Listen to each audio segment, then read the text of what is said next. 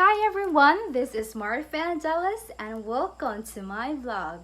So for today's video, I will going to criticize my favorite Disney movie, Snow White and the Seven Dwarfs, using the 5 criticism, which is historicism, Marxism, feminism, formalism, and the reader response criticism. If you are interested, just keep on watching this video. But before we start, let's have a very quick summary about the movie. So let's start!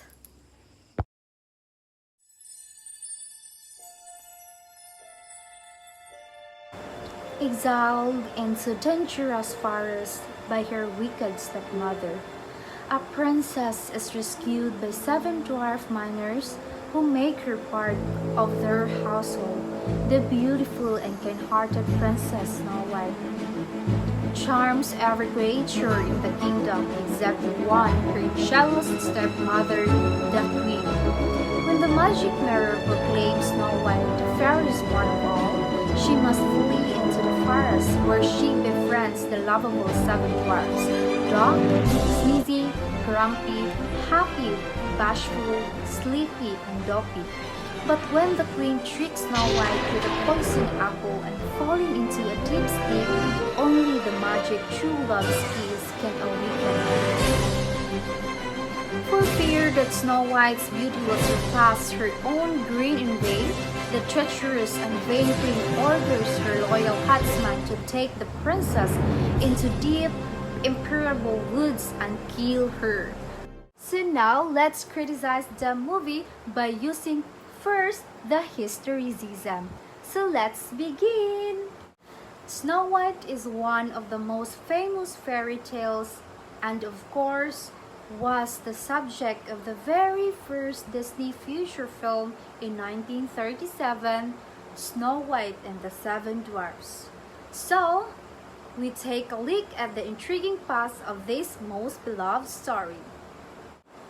Did you know that the original tale in a 19th century collection of fairy tales written in German by the brothers Grimm, who also wrote Sleeping Beauty, Cinderella, and others? The brothers Grimm published their book in 1812, featuring the story of Sneewittchen, or the Snow White. The tale contained many of the elements we know and love today, such as the magic mirror, the poison apple, and the glass coffin, and the characters of the evil queen and the 7 dwarfs.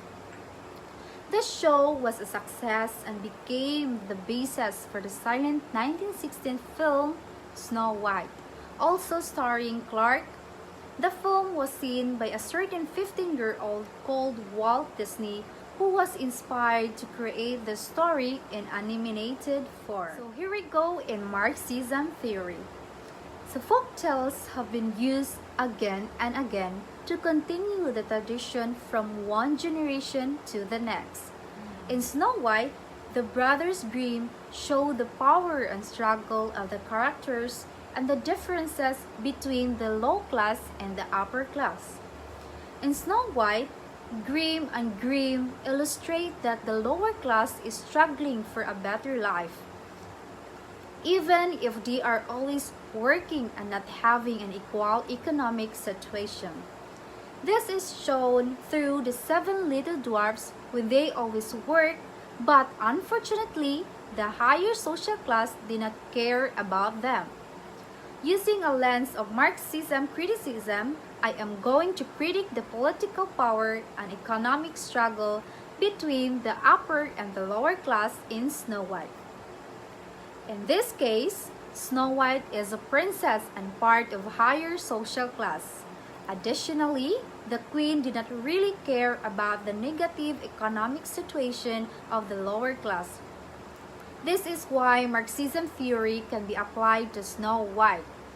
Snow White shows class versus class issues and the struggle of the lower class. Snow White has to work with the 7 little dwarfs. The dwarfs told Snow White if she can cook, take care of them, and keep the house clean, she can stay with them. And the poor Princess Snow White agreed with all her heart. Because of her realization that she is not in the upper class anymore. She had to take on the role of a proletarian by cooking and cleaning for the dwarfs. Snow White is now struggling again with her life because she has no choice but to work for them. If she did not listen to the dwarfs, she would have no place to live, and the evil queen would kill her because of their economic struggle of not being able to afford a large home, an additional member to their house. It is a new problem for dwarfs because they have to feed her. Therefore, in order to let her stay there, she has to work for them. The moral of this story is do not use corrupt power because it can hurt someone economically. In Snow White, the lower class is worried about jobs and money to support the family, and the upper class, like the queen, thinks of how to make money from the lower class. In other words, the poor will continue to get poorer and the rich will continue to get richer. So let's continue tackle this movie by using feminism criticism. A girl named Snow White is taken in by a group of dwarfs after getting lost, and to be honest, they were pretty messy. I choose a feminist lens because women should be seen as people, not objects. And this story is a perfect example of how they do end up being portrayed as objects. In order for Snow White to obtain protection and shelter, the dwarfs force her to perform the traditional roles of a woman inside their house, such as cooking and cleaning. This fairy tale is one that many believe teaches children to put beauty before personality and before who the person is. Also, it teaches that all your problems can be solved as long as they find the right man. Snow White makes domestic chores seem like they are a way of living and that she, as a woman, is doing what she does best. This story teaches that a man is the only goal in a woman's life. Snow White is saved by a bunch of men. Snow White is a perfect princess. She is beautiful, obedient, and innocent. Snow White has no motivating factors. She has no aim or ambition, unlike the stepmother. She is entirely selfless as well as a blank slate with no sense of self. She can be easily manipulated by the male characters and the storyteller. She merely operates in the tale as an image, a perfect body which men can take to their own desires. The dwarfs to give up Snow White's body to the ownership of the prince, claiming that she will be his most prized possession, asking the dwarfs to let me have it as a gift. She is no longer a person. She has become an object that can be transferred from man to man without objection or question. Also, both the Queen and Snow White use their looks in order to gain power.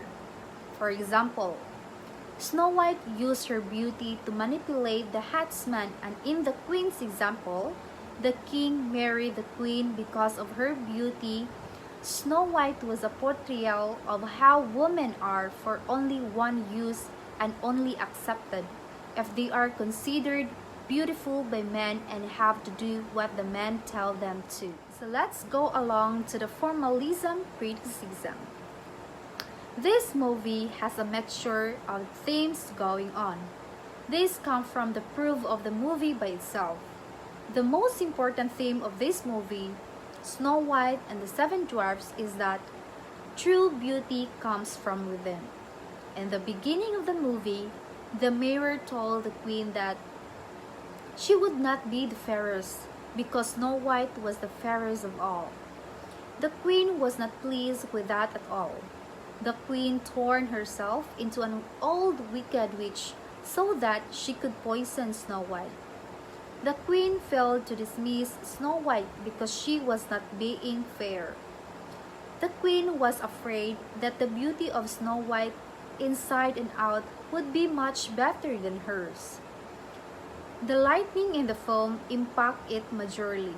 It showed the audience that the queen is a mean and an evil character. They must decide when the lighting is to be high-key or low-key.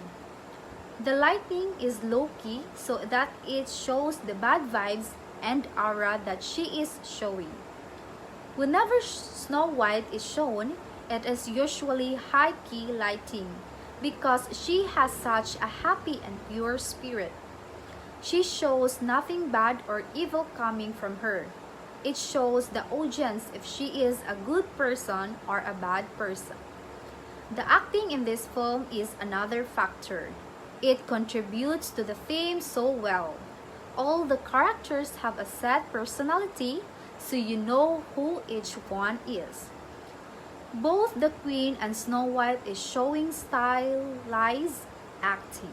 We are in the last criticism, the reader response criticism. It may partly be to teach children that the world is big and bad, and that they shouldn't trust blindly in what strangers tell them. As evidenced in the story, innocent Snow White's readiness to believe what the wicked stepmother tells her. From another angle, it is about finding peace and happiness even in humble surroundings. Perhaps such interpretations are pointless because fairy tales were not devised primarily to teach children clear morals, but to foil their imagination and introduce them to the way stories work structurally and emotionally, bringing to light universal human truth through narrative and character. There is evil in the world, but there is also good. Death is a part of life, but so is marriage and love. Being beautiful isn't the picnic it may appear to less attractive people. Envy and jealousy ultimately eat away at the person who feels them and are therefore self-destructive. Vanity 2, that magic mirror, a clear symbol of the wicked stepmother's self-regard, will lead to unhappiness because you will be destined always to compare yourself with others. Perhaps the moral value of the tale, such as Snow White, is to be found as much in the fate of the wicked queen as it is in the younger heroine.